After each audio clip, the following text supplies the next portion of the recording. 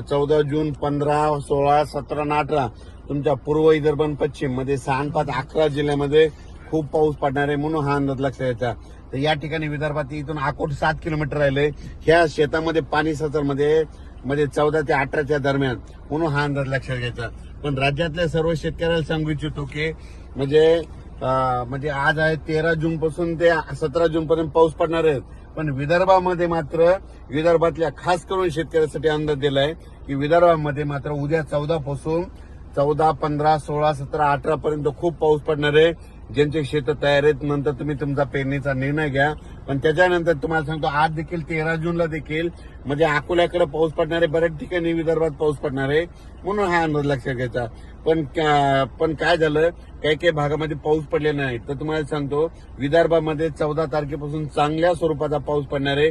उद्या दुपारनंतर तुमच्या विदर्भामध्ये चांगला खूप पाऊस पडणार आहे. 14 जून पासून विदर्भात चांगला पाऊस पडणार आहे.